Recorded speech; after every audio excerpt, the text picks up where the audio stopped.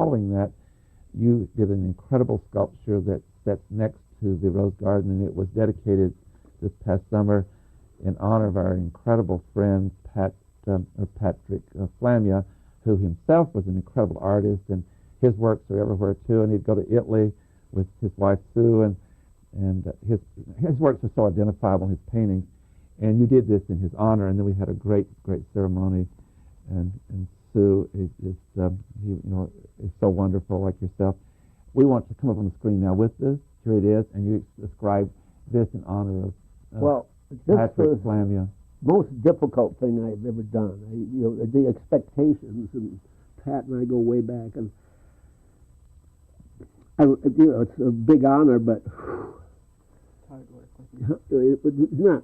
I mean, physically, you just do that, but I sweated over that, and sailing in water and everything, so I just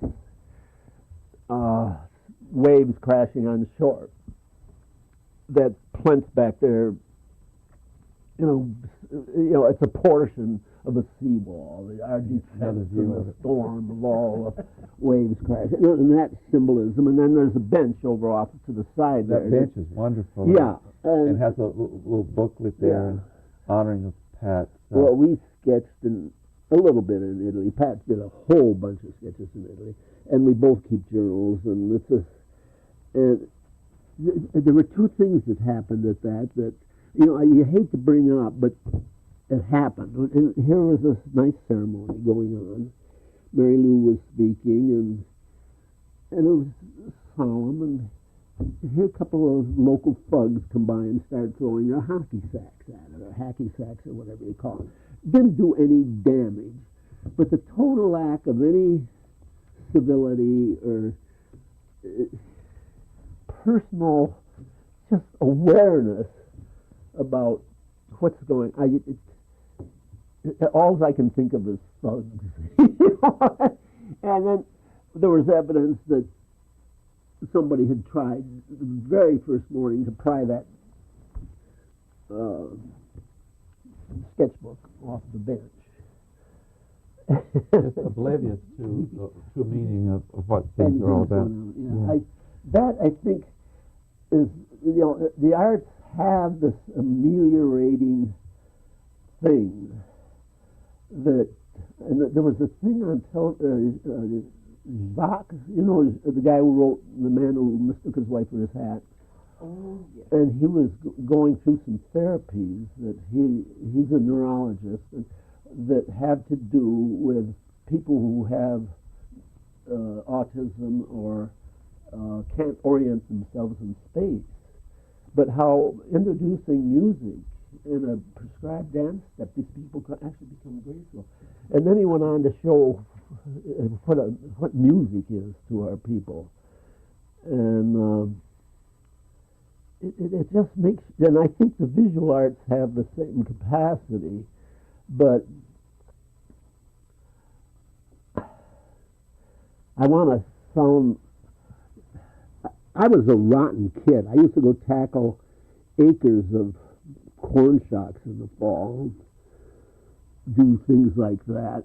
So I can hardly criticize those kids for doing that sculpture.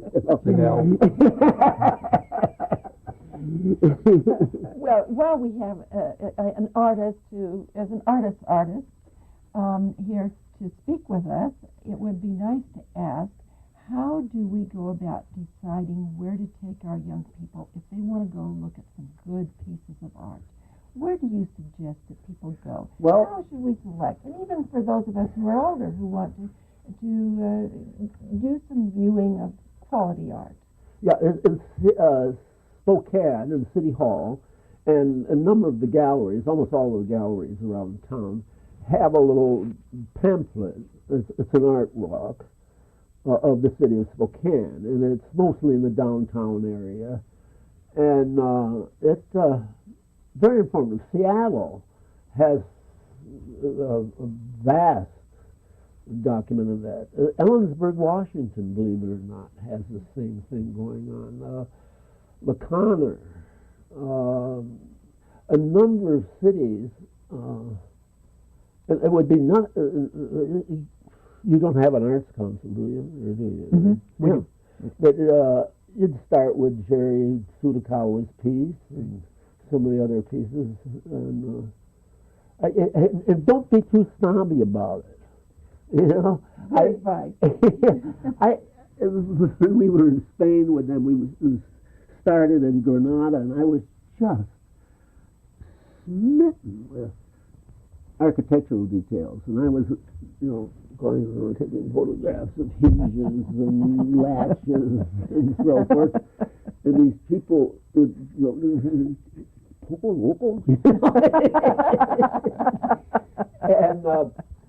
they are just marvelous. The stuff you're doing in town here, those fountains, that's not great art, but so what?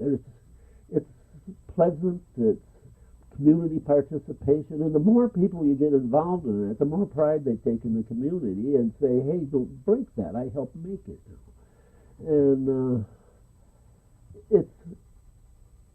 Any place you go, check in with local people and ask them, Yeah. where do we get some kind of a folder, or what do you suggest we look at? What kind of art galleries are well known around the area? Yeah, even, kind of thing? I think Winthrop has one, But, and of course, we have grown up with this. What was it? I saw an editorial the other day. I think it was George Will. We could solve everything half of the world's problems if we just set a speed limit of 5 miles an hour. If you think about it, you wouldn't have to make lists of what to do. You'd see things. And I think the critical community has been remiss in what they call great art. Paul Siebold, one of Pat's old friends, in one of his, he says, I think our culture throws art and artists around way too indiscriminately. Whether I'm a great artist or not, there's something way out there. I'm flattered that you all think I'm an artist, and a lot of friends and clients and so forth, but it's something that's way down the line. You go into the footsie and, geez, there's just acres of the dullest, boringest but they serve the purpose at a time and place, and that's meritorious. It's just... Well, before we go to Sue, I want to tell you how very much I think that is a beautiful sculpture that you did in memory of Patrick Flynn. Well, thank you. It's amazing. Well, the thing that I liked most about it was the poem. And there are 3 variations of it, and that's the one that was the shortest. But when I was disappointed because Anne Hennessy, a chanteuse in the area, has said that there's a choral work of that.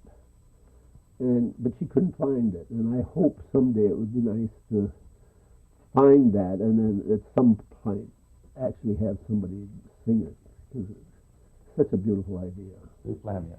Well, Harold, as we think about that sculpture, we didn't really talk about the bench too much, but the bench is also a wonderful example of blending old and new with all of those objects that were junk, industrial equipment, things to do with log storage, things to do with sawmills, things to do with just plain old interesting pieces of metal, but they're all there as the base for this sculpture, for the bench. And I noticed during Art on the Green that bench was full to capacity the entire time.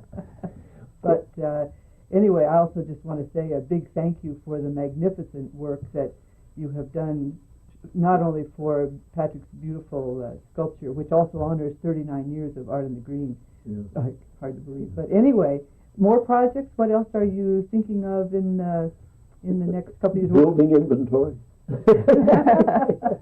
I have a large piece of sculpture going to condo in Renton right now.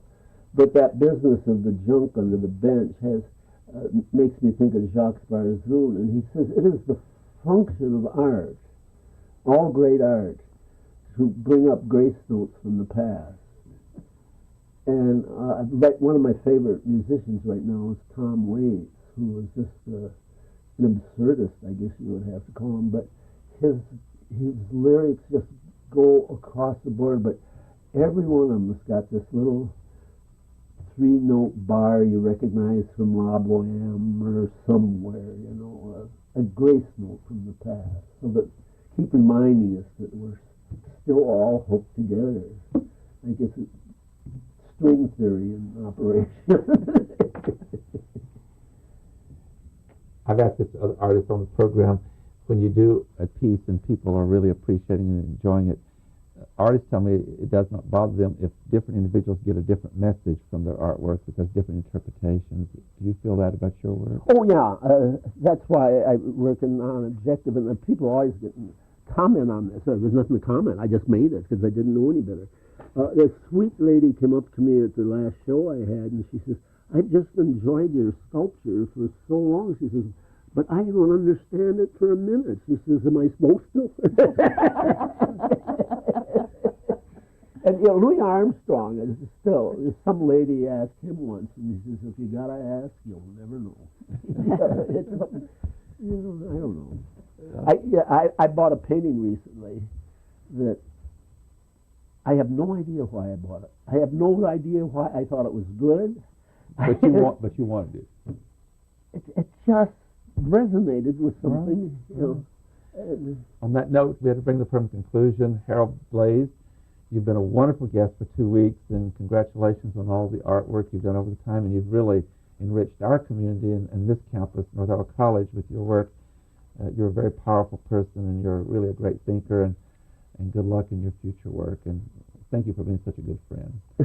Thank you. And I want to thank the you. panel, both Janelle and Sue, for your wonderful participation. And ladies and gentlemen, we've had this great discussion of art, and we've really looked into some of the depth of the meaning behind art, and I just think that Harold Blaze knows how to really explain that, and I hope you enjoyed the program as much as we did. And please be with us again next week at this same time, and we'll discuss yet another issue. Until then, please have a good week. I am Tony Stewart.